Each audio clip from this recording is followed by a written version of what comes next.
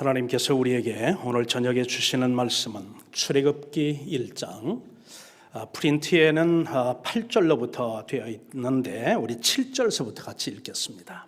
출애굽기 1장 7절로 22절 마지막 절까지 우리 찾으셔서 우리 한 목소리로 같이 말씀을 합독하십시다. 출애굽기 1장 7절로 22절 말씀입니다. 하나님의 말씀 같이 합독하시죠.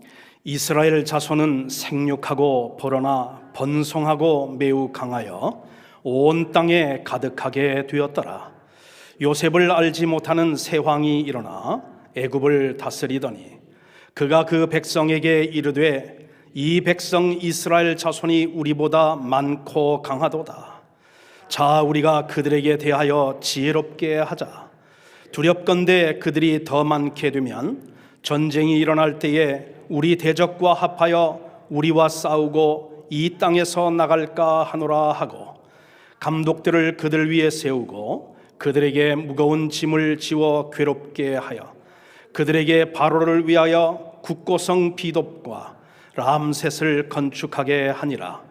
그러나 학대를 받을수록 더욱 번성하여 퍼져나가니 애굽 사람이 이스라엘 자손으로 말미암아 근심하여 이스라엘 자손에게 일을 엄하게 시켜 어려운 노동으로 그들의 생활을 괴롭게 하니 곧 흙 이기기와 벽돌 굽기와 농사의 여러 가지 일이라 그 시키는 일이 모두 엄하였더라.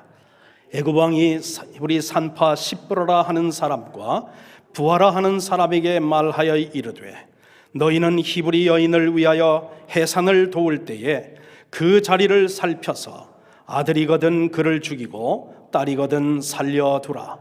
그러나 산파들이 하나님을 두려워하여 애굽 왕의 명령을 어기고 남자 아기들을 살린지라. 애굽 왕이 산파를 불러 그들에게 이르되 너희가 어찌하여 이같이 남자 아기들을 살렸느냐. 산파가 바로에게 대답하되 히브리 여인은 애굽 여인과 같지 아니하고 건장하여 산파가 그들에게 이르기 전에 해산하였더이다 하매 하나님이 그 산파들에게 은혜를 베푸시니 그 백성은 번성하고 매우 강해지니라. 그 산파들은 하나님을 경외하였으므로 하나님이 그들의 집안을 흥왕하게 하신지라. 그러므로 바로가 그의 모든 백성에게 명령하여 이르되 아들이 태어나거든 너희는 그를 나일강에 던지고 딸이거든 살려두라 하였더라. 아멘. 오늘은 가중되는 바로의 압제라고 하는 그런 제목으로 함께 말씀을 나누려고 합니다. 보통은 제가 결론 말씀을 먼저 드리지를 않는데 오늘은 제가 설교하려고 하는 그런 핵심 그 내용 결론을 먼저 말씀을 드리고 그것을 하나씩 이렇게 증명해 나가는 방식으로 설교 말씀을 이제 여러분과 나누려고 합니다. 오늘 제가 여러분과 이제 나누려고 하는 가장 핵심적인 그런 포인트는 무엇이냐면 하나님의 말씀은 제국의 힘보다 더 강하다고 하는 그런 영적인 진리입니다. 좀 더 구체적으로 말한다고 하면 하나님의 이제 언약의 말씀은 제국의 어떠한 그런 힘으로도 막을 수가 없이 반드시 때가 되면 성취되는 것이 하나님께서 사랑하는 백성들과 맺은 언약의 말씀의 능력이라고 하는 말씀을 여러분과 함께 나누기를 원합니다. 여러분, 이스라엘 백성들이 왜 애굽으로 내려갔습니까? 언약의 말씀에 준행하여 야곱이 그의 가족들을 데리고 애굽으로 내려갔죠. 물론 어떤 그런 실질적인 그런 이슈는 가뭄을 피하고 흉년을 피하고 또 먹을 것을 찾고 살기 위해서 내려간 듯 하지만 성경을 보게 되면 여러분 먹을 것 때문에 사실 내려간 것은 아니죠. 그보다 더 심층적이고 원천적인 그 이유는 뭐냐면 하나님의 말씀에 순종하여 야곱은 그의 가족들을 데리고 애굽으로 내려간 거죠. 그래서 창세기 46장 3절을 보면 이런 말씀이 있습니다. 하나님께서 이제 야곱에게 주시는 약속의 말씀인데, 하나님이 이르시되 나는 하나님이라 네 아버지의 하나님이니 애굽으로 내려가기를 두려워 말아라. 내가 거기서 너로 큰 민족을 이루게 하리라 하셨어요. 자, 야곱은 두려워했어요. 약속의 땅을 떠나서 그 애굽으로 내려가는 두려워했는데, 하나님께서 직접 야곱에게 두려워하지 말고 애굽 땅으로 내려가라. 거기서 내가 너로 인하여 큰 민족을 이루겠다. 그렇게 약속을 해 주었기 때문에 야곱은 사실 그 형제들을 그리고 자녀들을 이끌고서 그러면서 애굽으로 내려간 거죠. 70명이 내려갔죠. 근데 오랜 세월이 지나면서 이제 출애굽할 당시에는 장정만 60만이고, 그리고 또한 여인들, 어린아이들, 그리고 또한 이제 연세 드신 이런 분들까지 다 포함을 시킨다면 약 200만 명의 히브리 민족으로 그렇게 번성하고, 그리고 또 숫자를 더했다고 성경은 증거하고 있지 않습니까? 여러분, 근데 참 놀라운 게 말이죠. 여러분 7절을 한번 보세요. 이스라엘 백성들이 70명이 내려가가지고 오랜 시간이 지나는 동안에 얼마나 강성해졌고 얼마나 많은 그런 이제 그 인구를 번성케 했는가 하는 것을 성경 7절을 한번 보면 이런 말씀 있잖아요. 우리 다 같이 함께 읽어보실까요? 이스라엘 자손은 생육하고 불어나 번성하고 매우 강하여 온 땅에 가득하게 되었더라. 여러분, 여기 보면은요, 동사가 지금 4개가 나옵니다. 그리고 하나님의 그런 축복과 그리고 언약의 성실한 이행을 통해서 야곱의 그 형제와 그리고 히브리 민족이 그 이방 땅에서 어떻게 지금 번성해 가면서 하나님의 약속이 지금 실행되고 있는가 하는 것을 4가지 동사로 보여주고 있는데, 여러분, 이것을 성경학자들은 수사학적인 완전 강조법이라 그렇게 이제 말을 합니다. 수사학적으로, rhetorically, 수사학적으로 보면 이렇게 동사를 4개를 동시로 이렇게 등장을 시켜서 한 포인트를 강조하는 걸 완전 강조법이라 그렇게 말하는 거죠. 자, 여기에 4 동사는 어떤 것들입니까? 여기 보니까 생육하고 불어났고 번성하고, 그래서 매우 강하여져 가지고 그 고센 땅 온 땅에 가득 지금 채워진 그러한 이제 번영된 민족으로 지금 발돋움해 있는 모습을 오늘 성경은 우리에게 증거해 주고 있습니다. 여러분, 이런 지금 단어를 생각하면 우리 창세기 1장 28절에 있는 말씀 생각 안 나나요? 아담을 향해서 생육하고 번성하여 땅에 충만하라 그랬잖아요. 이게 하나님께서 인류에게 주신 최초의 문화명령이죠. 하나님께서 인류에게 주신 최초의 명령은 뭐 생육하고 번성하여 땅에 충만하라 하는 그런 말씀이에요. 그런데 오늘 이 지금 본문 출애굽기 1장 7절을 보면 그 문화명령에 단어 하나가 더 들어가 있어요.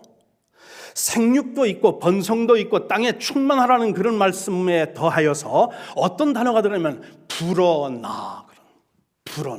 근데 어느 정도로 불어났냐면 기하급수적으로 그렇게 불어나고 있는 그런 모습을 오늘 성경은 증거하고 있다 하는 것입니다.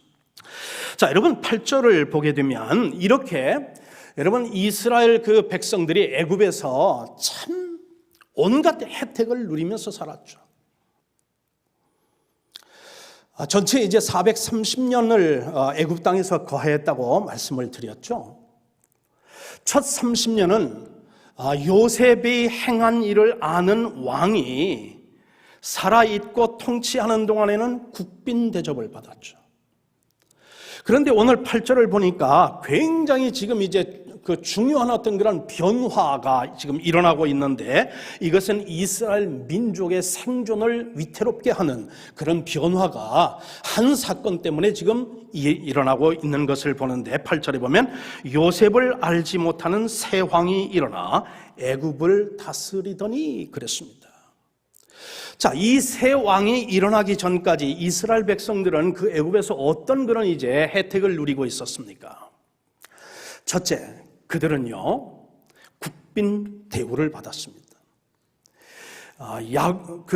바로 왕의 어떤 그런 이제 그 허락하에 국빈 대우를 받으면서 온갖 그런 혜택을 누렸죠. 자, 그리고 이제 이 요셉이 애굽을 향해서 애굽의 제국과 애굽의 그런 바로 왕을과 그리고 애굽의 그런 백성들을 위해서 한 일은 여러분 구국공신이죠.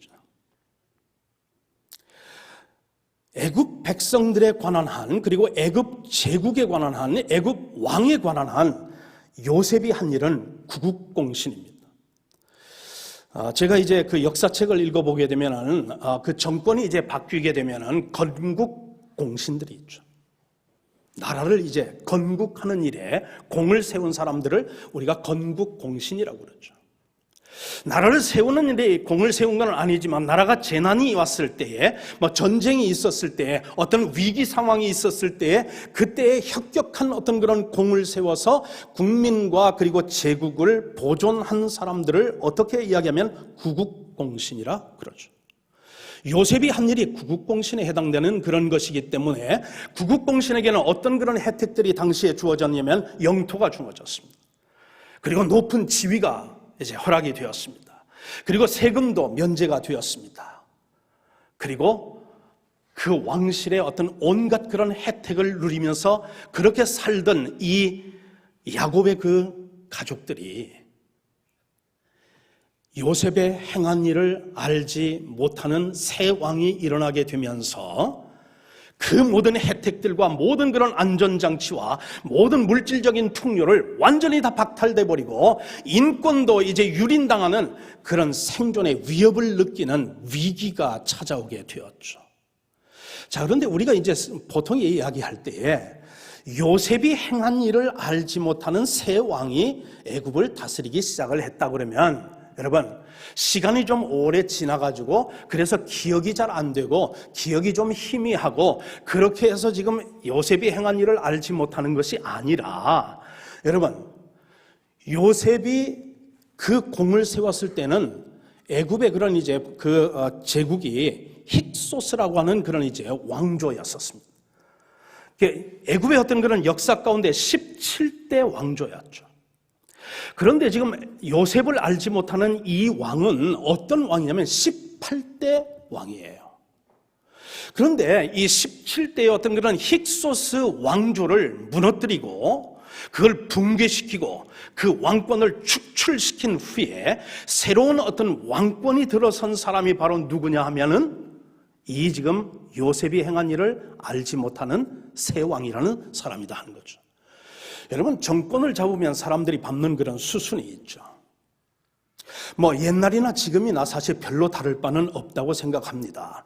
자, 대통령이 되었든 총리가 되었든 왕이 되었든 아니면 어떤 그런 이제 참 부족부가 되었든 간에 정권을 잡으면 제일 먼저 하는 것이 뭐냐면 민생을 챙기는 일이죠.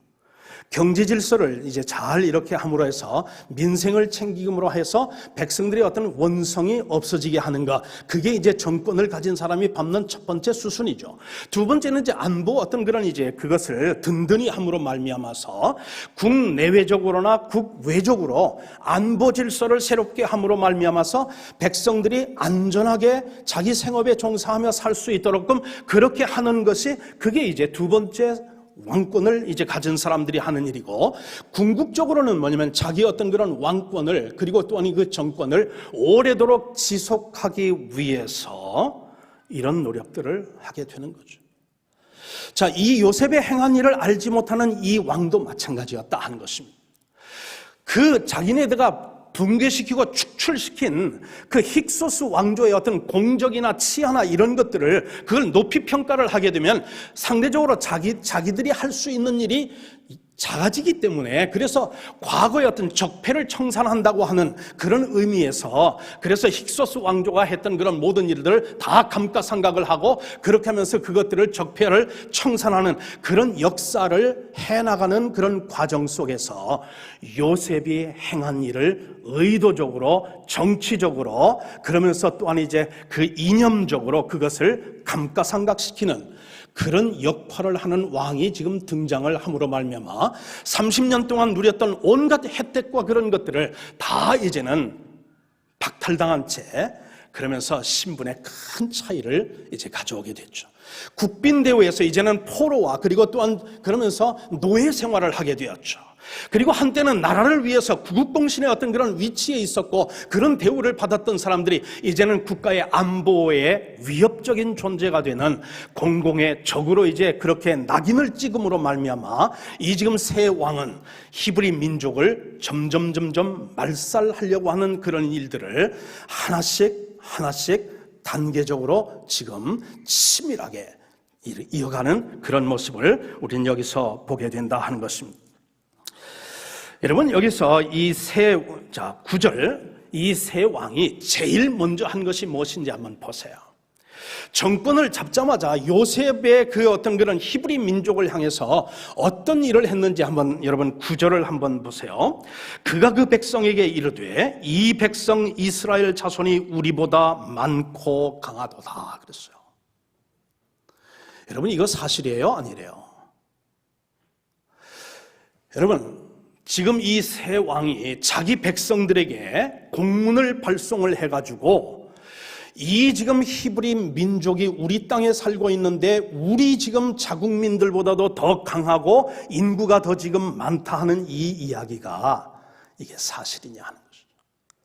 성경에 나오는 몇 번 안 되는 페이크 뉴스, 가짜 뉴스가 지금 여기에 등장하고 있다고 하는 사실을 주목할 필요가 있다 하는 것입니다. 이렇게 여러분 정권을 이제 갖고 있는 사람들은 종종 이렇게 가짜뉴스, 페이크 뉴스를 통해서 그러면서 민심을 동요하게 하고 분열을 조장하게 하고 그러면서 어떤 경계의식을 갖게 하고 그리고 민족 감정을 건드리게 함으로 해서 히브리 민족을 향한 어떤 그런 민족 말살 정책을 단계적으로 하나씩 하기 위한 텃밭과 어떤 정치적인 어떤 그런 이제 그 장을 부드럽게 하기 위해서 지금 새 왕이 사용하고 있는 그것이 바로 무엇이냐면은 이 페이크 뉴스였다 하는 것입니다. 애굽 전체의 국민들의 어떤 숫자에 비하면 이스라엘 히브리 민족의 숫자는 여러분 상대도 되지 않죠.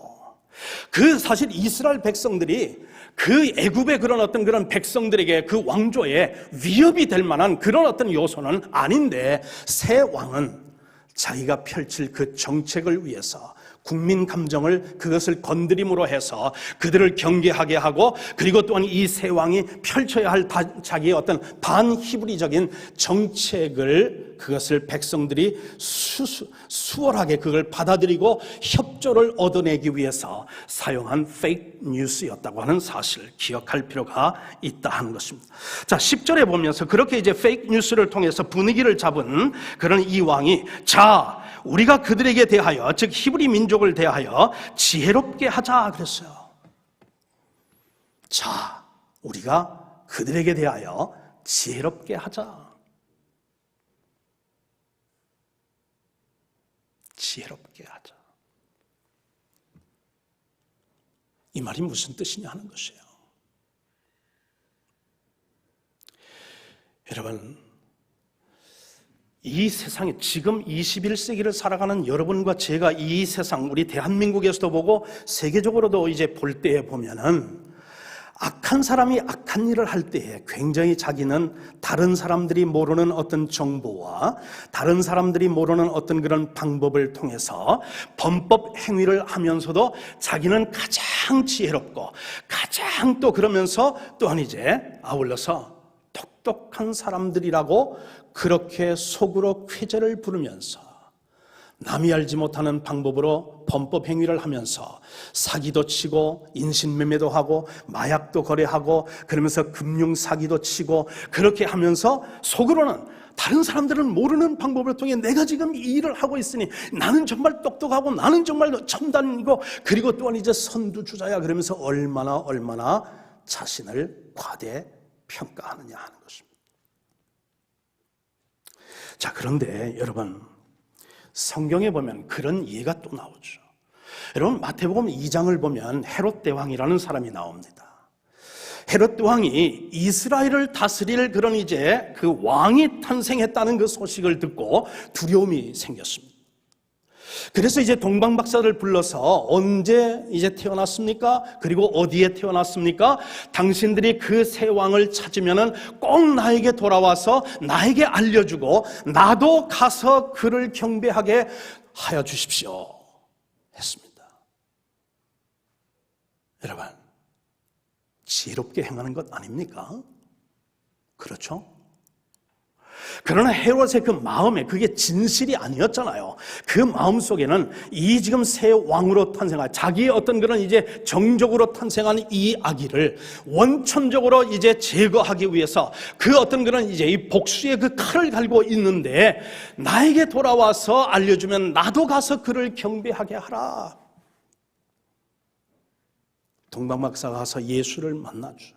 경배한 후에 천사의 지시를 받아 오던 길로 가지 아니하고 다른 길로 돌아갔더라 그랬어요. 천사의 지시를 받아 다른 길로 갔더라 그랬어요.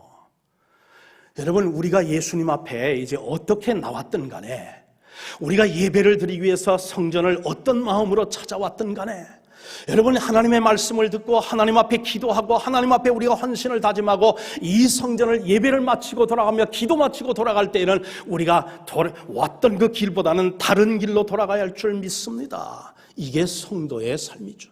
이게 거룩한 성도의 모습이다 하는 것입니다. 자, 그런데 오늘 여기 이제 이 마태복음 21장을 보면 2장 16절에 이런 말씀이 있습니다. 헤롯이 박사들에게 속은 줄을 알고 심히 노하였다 그랬어요. 여러분, 누가 속인 겁니까? 누가 누구를 속인 거예요? 여러분, 헤롯이 속은 것입니까? 아니면 박사들이 속지 않은 것입니까? 다시 한번 말씀드릴게요. 여러분, 헤롯이 속은 것입니까? 아니면 박사들이 속지 않은 것입니까? 그렇죠. 박사들이 속지 않은 거죠.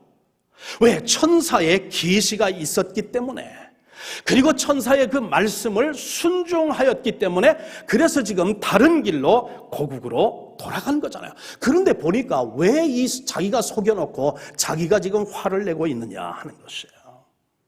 여러분, 이게 악한 사람들의 세상적인 방법이죠.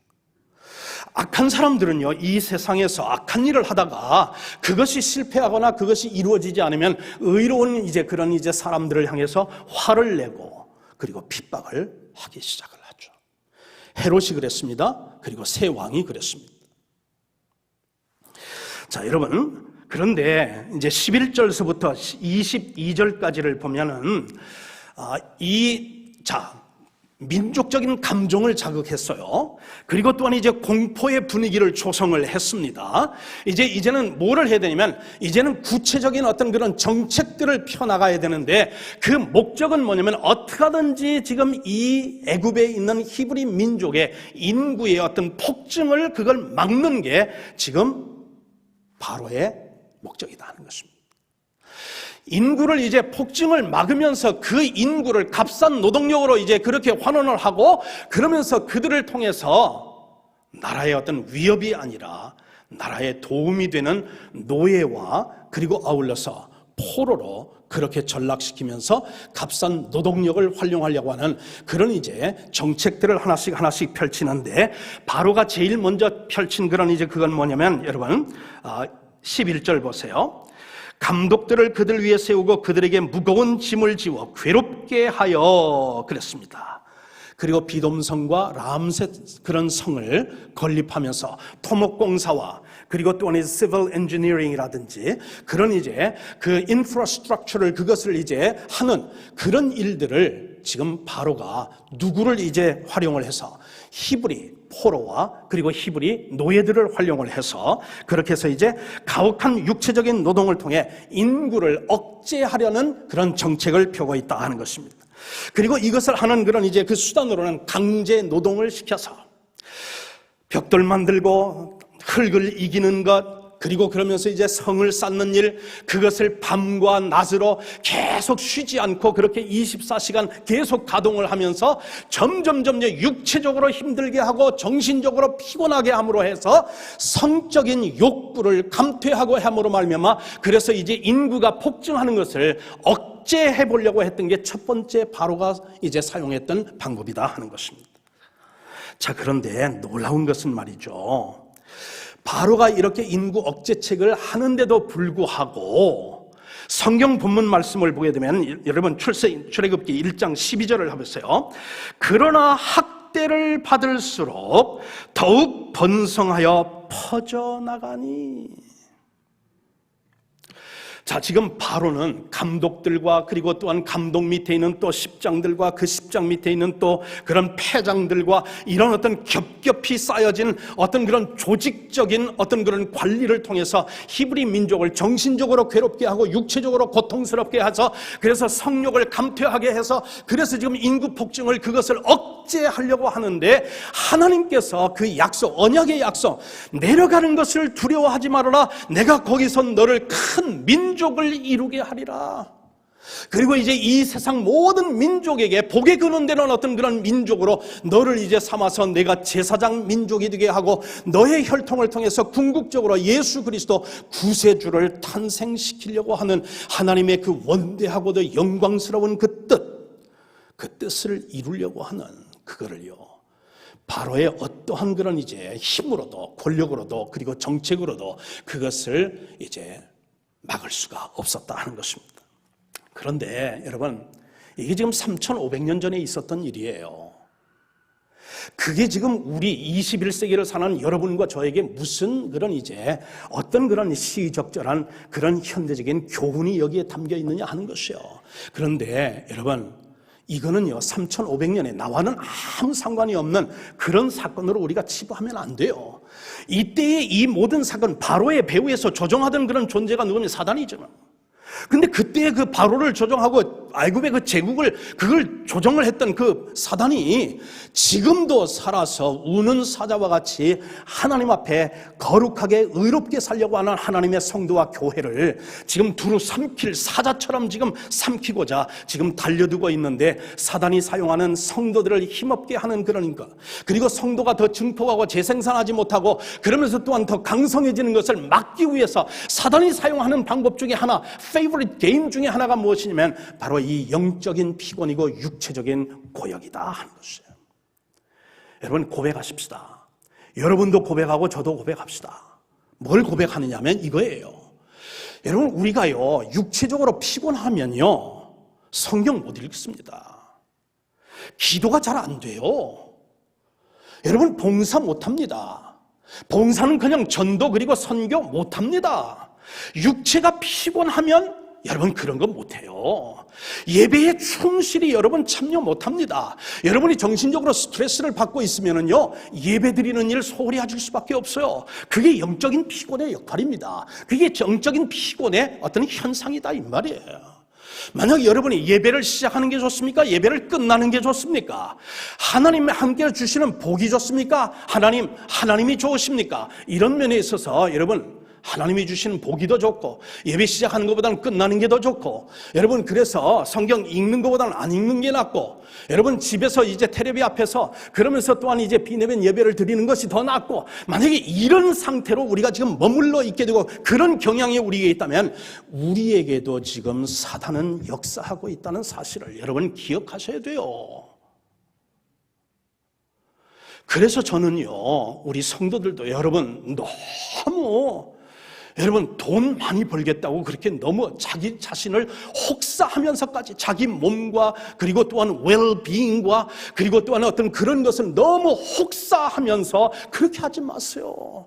여러분이 영혼이 여러분이 버는 돈보다 더 중요하거든요. 여러분이 이제 어디 이 세상에 어떤 삶을 사느냐, 그것이 여러분이 이 땅에서 버는 그 돈보다 더 중요하거든요. 쉴 때는 쉬세요. 안식할 때는 안식하세요. 여러분, 순간에 눈앞에 있는 어떤 그런 이익과 어떤 그런 이제 손익계산 때문에 하나님을 멀리하는 일을 포기하십시오. 선택하십시오. 예수님께서 제자들을 이제 데리고 기도의 산으로 올라갔어요.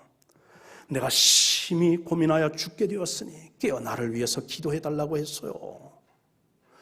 예수님 그런 말씀 자주 하는 분이 아니거든요.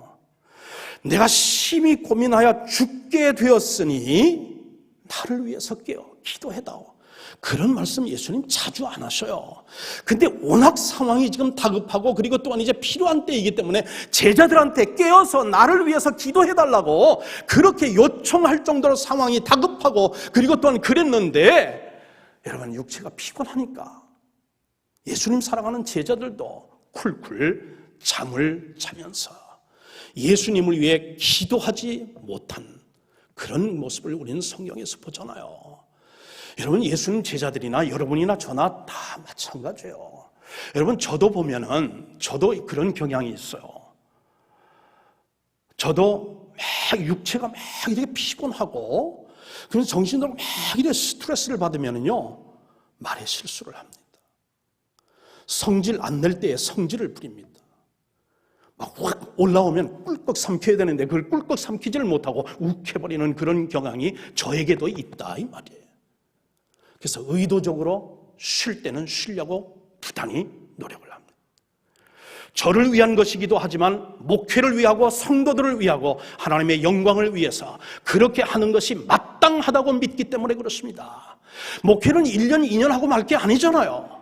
여러분 마라톤 그저 100m 그렇게 하고서 그만둘 거 아니잖아요. 목회는 오래 할 거예요. 또한 몇십 년을 해야 될 거예요. 그러면 여러분 육체적인 어떤 그런 이제 안정과 안식과 그리고 또한 이제 영적인 그런 안정과 평안을 위해서 여러분 쉼을 가지시길 바랍니다. 목회하는 사람들뿐만 아니에요. 직장 생활하는 사람들도 마찬가지고 생업에 종사하는 사람들도 마치고 하나님을 영화롭게 하고 잘 믿어보려고 하는 성도들에게도 예외는 아니다 하는 것입니다. 자, 두 번째 바로가 동원했던 그런 이제 인구 그 말살 정책의 두 번째 단계는 뭐냐면 산파들을 동원해서 인구를 제한하려고 하는 정책을 지금 두 번째 펴고 있어요. 처음에는 인구를 억제하려고 했던 것인데 두 번째 조금 더 이제 더 가중되는 어떤 그런 가혹한 그런 방법은 뭐냐면 산파를 통한 인구 제한 정책이다 하는 것이에요. 산파들이 히브리 가정에 이제 아이가 탄생할 때 가서 여자이면 살려주고 남자가 태어나면 아이를 뭐 어떻게 하든 간에 아이를 죽이라고 하는 명령을 바로가 산파들에게 이제 명령을 하게 되죠. 그리고 그 명령을 어기게 되면 목숨은 파리처럼 없어지는 건 그건 뭐 자명한 사실일 거고요. 그런데 바로가 동원했던 인구 이 제한 정책도 하나님을 두려워하는 이 산파들로 인해서 무산되어 버리고 있는 모습을 오늘 성경에서 우리는 보게 되죠. 여러분 제 지금 생각은 사도행전 4장으로 이제 거슬러 올라갑니다. 사도행전 4장 19절에 보면 이런 말씀이 나와요. 여러분 베드로와 요한이 성전에 이제 예배드리기 위해서 성전으로 들어가는데 미문이라는 곳에 태어나서 한 번도 걸어보지 못한 어떤 그런 장애인이 있었습니다. 불쌍히 여겨서 그래서 나사렛 예수의 이름으로 명하노니 그러면서 일어나 걸으라고 그렇게 명령을 했어요. 이 지금 걸어보지 못한 장애인이 그 자리에서 이제 일어나 걷기 시작을 합니다.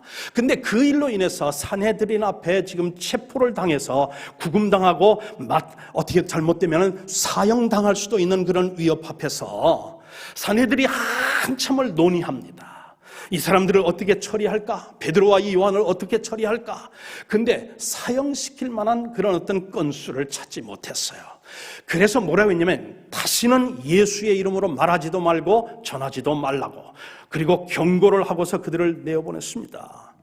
그런데 그때에 서슬이 시퍼런 그 산헤드린 앞에서 베드로와 요한이 한 말이 어떤 말씀이냐면 이런 말이죠. 너희가 판단하라. 하나님의 말씀 듣는 것이 너희 말씀 듣는 것과 비교할 때 어느 것이 더 옳으냐 하는 것이죠. 너희 말을 들으랴. 하나님의 말씀을 들으랴. 우리는 하나님의 말씀을 보고 들은 것을 전하지 않을 수 없노라.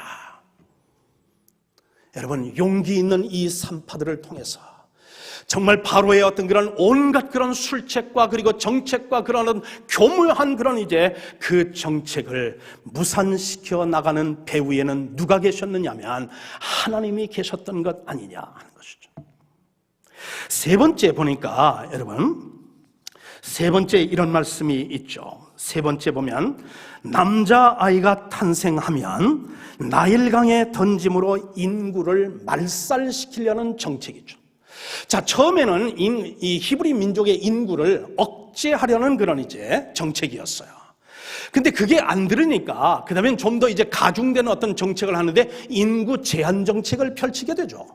근데 그것조차도 이제 또한 이제 성사되지 못하니까 이제는 아예 그냥 히브리 민족의 어떤 그런 재생산과 대를 끊고 그렇게 함으로 해서 인구를 말살시키려는 이런 정책 하에 남자가 태어나면 그러면 이제 나일강에 던지는데, 여러분 당시의 나일강에는 악어가 우글거리고 있었다고 하는 사실이에요. 그리고 실제로 많은 히브리 민족의 남자 아이들이 그리고 가정 이 정책에 의해서 희생자가 되었던 사실을 우리가 미루어 짐작할 수가 있게 됩니다. 여러분, 그 이제 어미들, 자기가 배 아파서 낳은 그 아들을 자기 어떤 자의가 아닌 타의에 의해서 그 아이를 악어들이 지금 굽실대고 있는 그 나일강에 던져서 그리고 밥이 되게 하는 그 모습을, 여러분 그것을 보면서 그 울부짖는 처참한 그런 히브리 어머니들의 그 울부짖는 그 비참한 그 비명소리와 울음소리가 여러분 들리십니까? 고센 땅에 여인들의 비참한 울음소리와 비명소리가 가득 찼었을 것이다 하는 것입니다. 그런데 이 순진한 어린아이들의 생명의 피가 흘려진 그곳에서 우리 하나님은 이스라엘 민족을 구원하실 구원자를 지금 이제 탄생시키고 있음으로 해서 하나님의 정말 그런 이제 그 언약의 말씀을 그것을 실천하시고 성취시키려는 그 놀라운 역사를 이루어 가시는 것이 우리가 다음 수요일 날 우리가 보게 되는 사건입니다. 자, 이 대목에 이르면 우리는 마태복음 2장에 있는 사건을 또 한 번 우리는 떠올려야 할 것이에요. 헤롯이 이제 명령을 내립니다. 바로가 명령을 내렸듯이 헤롯이 이제 명령을 내립니다. 무슨 명령입니까? 베들레헴 주변에 있는 모든 그런 고을에 이제 2살 미만의 그런 이제 히브리의 그런 남자 아이들을 다 죽이라고 하는 명령을 내리게 됩니다. 그리고 그 명령 때문에 수없이 많은 그런 이제 히브리의 아이들의 순진한 피가 그 땅에 뿌려진 그날 그 참혹한 어두운 밤에 우리 하나님께서는 죄와 허물과 그리고 불순종으로 말미암아 죽을 수밖에 없었던 인류를 구원하시기 위한 메시아의 탄생을 준비하고 있었다는 사실을 우리는 동시에 기억해야 할 필요가 있다 하는 것입니다. 여러분, 마귀를 이제 대적하는 방법은 무엇입니까? 오늘 이 말씀만 하고 이제 말씀을 마치려고 합니다. 여러분, 마귀를 대적하는 방법이 무엇이에요? 오늘날도 이 코로나 시대에 지금 사단이 우리를 향해서, 성도와 그리고 교회를 향해서 사용하는 방법이 뭐냐면은, 여러분 너무 열심내지 말아라 그런 얘기죠. 마음속에 두려움을 심어주는 것이에요. 내가 예수 믿는 사람이고 교회 다니는 사람이라는 나의 신분과 정체를 그것을 숨기게 하면서, 그리고 또 내가 그리스도인이라는 사실 자체를 그걸 숨기고 그것을 나타내지 않게 하고, 그러는 가운데서 결국은 전도하지도 못하고 선교하지도 못하고 봉사하지도 못하고 그리고 교회당에 나오지도 못하고 하는 이런 일들을 통해서 영적으로 피곤하게 하고, 그리고 또한 이제 영적인 어떤 재생산을 그것을 막고, 그러면서 하나님 나라의 영역과 그리고 그 권세를 점점 약하게 하고, 그렇게 하면서 사회에 지탄받는 그런 어떤 그런 백성들이고, 그런 이제 기관으로 그렇게 하면서 페이크 뉴스를 사용해서 교회를 핍박했던 것이 불과 몇 달 전이잖아요. 여러분, 마귀를 어떻게 대적합니까? 성경이 우리 이러한 이 성도를 두루 삼키기 위해서 삼킬 자를 찾으면서 성도들과 교회와 그리고 또한 이제 교단을 그렇게 향해서 오고 있는 이 사탄들 마귀를 우리가 어떻게 대적하느냐? 성경은 방법을 말하는데, 너희가 마귀를 대적하라. 그리하면 그가 피하리라, 그런 말씀이 있어요. 여러분, 그 말씀이 어디에 있습니까? 이런 말씀이 있죠. 베드로전서 1장 24절에 보면 이런 말씀이 있어요. 모든 육체는 풀과 같고 그 모든 영광은 풀의 꽃과 같으나 풀은 마르고 꽃은 떨어지되 오직 주의 말씀은 세세에 있도라. 오직 이 세상의 모든 것은 다 잠시 있다가 없어지지만 영원히 존재하는 건 뭐냐면 하나님의 영원하신 언약의 말씀, 그 말씀만이 영원하다는 것이고, 그러면서 그 말씀을 또한 세우기 위해서 우리 성도들이 지켜야 할 건 뭐냐면 말씀에 깨어있는 것이고 기도에 깨어있는 것이라고 말씀하면서 마귀를 대적하는 방법을 야고보서 4장 17절에 이렇게 말합니다. 야고보서 4장 7절, 너희는 하나님께 복종할지어다 마귀를 대적하라, 그리하면 너희를 피하리라. 그러면서 또한 아울러서 에베소서 6장 11절에 보면 마귀의 간계를 능히 대적하기 위하여 하나님의 전신갑주를 입으라. 이는 악할 날에 너희가 능히 대적하고 모든 일을 행한 후에 서기 위함이라. 여러분, 말씀을 마칩니다. 여러분, 마귀를 대적하는 방법은 마귀를 피하는 게 아닙니다. 마귀가 하는 것이 아닙니다. 마귀를 대적하는 것입니다. 그런데 우리가 우리의 힘으로 하고 우리의 재간으로 하고 우리의 어떤 그런 교양으로 하고 우리의 학위로 하고 우리의 세상 경험으로 한다면 백전백패이겠으나, 하나님의 말씀과 기도에 깨어있는 성도들이 하나님을 사랑하고 하나님을 또한 사랑하는 그 말씀과 기도 가운데서 마귀를 대적하게 되면, 그러면 마귀는 우리를 피하게 된다고 하는 것이 오늘 성경이 말하고 있는 거죠. 그러기 위해서는 우리는 전신갑주를 이어야 되는데 구원의 투구를 쓰고 의의 흉배를 붙이고 진리의 허리띠를 두르고 복음의 평안의 신발을 신고 그리고 믿음의 방패를 갖고 성령의 검 하나님의 말씀을 가지고 우리가 깨어있을 때에 마귀를 대적하여 승리할 줄 믿습니다. 여러분,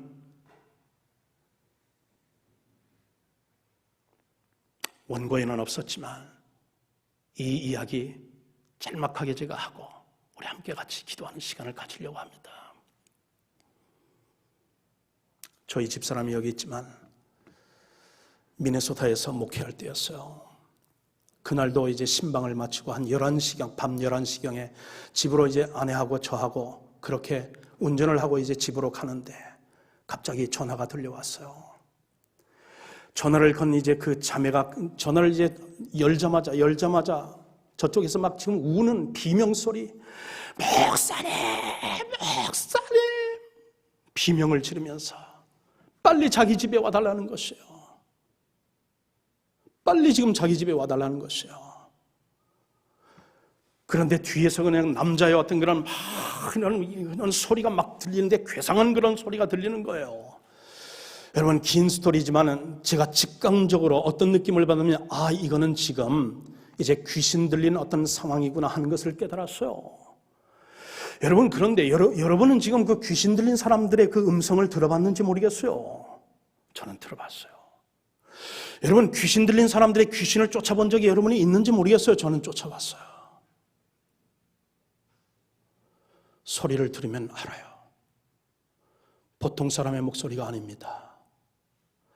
그런데 그럴 때에 오라고 하는 곳으로 가면은 백전백패합니다.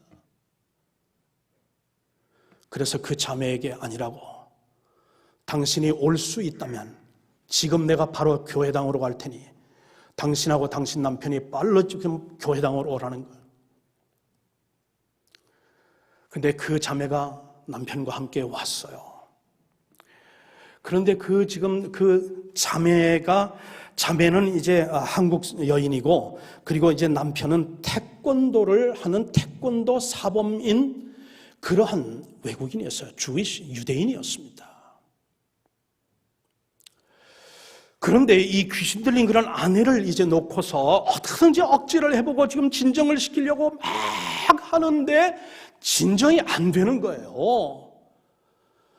그래서 지금 전화를 해가지고 지금 자기 아내가 지금 하는 그 비명 소리를 저에게 듣게 한 것이에요. 그래서 아는 거예요. 교회당에 왔어요. 제가 가서 먼저 기다렸습니다. 아내하고 지금 왔습니다. 그 두 사람이 잠시 후에 왔습니다. 제가 앞에 섰습니다. 앞에 앉게 했습니다. 그런데 여러분, 귀신 들린 사람들, 마귀를 그렇게 대적을 할 때에는 여러분 그냥 보통 이제 말로 해서는 안 됩니다. 권위를 가지고 해야 됩니다. 제가 무슨 권위가 있습니까? 저는 권위 없잖아요. 그러나 하나님의 말씀의 권위를 가지고 제가 권위 있게 너는 지금 누구냐? 물었어요. 그랬더니 괴상한 그런 이제 그 소리를 하면서 나는 이제 군대 마귀라고 그렇게 이야기를 합니다. 너 지금 그 이 하나님의 구속받은 그런 딸인데 세례받고 그리고 또한 성찬을 통해서 하나님께서 그리스도의 십자가의 보혈로 구속해준 이 딸인데 내가 왜 지금 거기 가서 무슨 볼 일이 있어서 거기에 들어갔느냐고 그러면서 호통을 쳤습니다. 그리고 당장 예수 그리스도의 이름으로 명하노니 나오라 그랬어요. 근데 여러분 쉽사리 나오겠어요? 긴 이야기예요. 긴 이야기입니다. 2-3시간을 거기서 저희 아내하고 저하고 그 이제 두 부부를 앞에 놓고서 기도도 하고 어떤 때는 명령도 하고 그러면서 싸움도 하고 다툼도 하고 그러면서 막 대적을 하는 것이에요. 한 2시간쯤 지났을까요? 이 여인에게서 목소리가 점점 작아지더니 그러면서 나는 이제 떠나겠지만 그러면 다시 또 이제 하나님의 그런 이제 말씀과 그런 일에서 소홀히 하게 되면 내가 다시 올 것입니다. 그런 경고를 하고서 귀신도 경고해요. 하나님의 말씀에 굳게 서라고 말해요. 그렇게 하고서는 그 다음에 떠나갔어요. 그리고 그 여인은 그 이후에 아무런 이제 탈 없이 신앙생활을 잘하는 그런 성도가 되었습니다. 여러분 마귀는요 대적을 해야 돼. 마귀를 두려워하면 삼킴당합니다. 그래서 지금 성경에서 야고보서 1장 7절에 보면 마귀를 대적하라 그들이 너희를 피하리라 그렇게 지금 말씀하고 있는 것이에요. 사랑하는 성도 여러분, 하나님의 말씀에 의해서 야곱은 그의 가족들을 이끌고 가나안 땅으로 떠나서 애굽으로 내려갔습니다. 그리고 내가 너로 인하여 큰 민족을 이루리라 했습니다. 그 말씀 믿고 내려간 이제 야곱이 여러분 그곳에서 하나님의 축복과 은혜 가운데서 번성의 번성과 그러면서 중대한 민족이 되었고 그리고 또한 이제 세계의 인류를 구원하기 위한 민족 복 있는 그런 민족으로 거듭날 수 있도록 하나님께서 그 민족을 세워주시고 보호해 주시고 축복하여 주시고 그러면서 구원해 주신 그 모습을 우리가 출애굽기를 계속 공부하면서 함께 묵상하게 될 것입니다. 기도하십시다.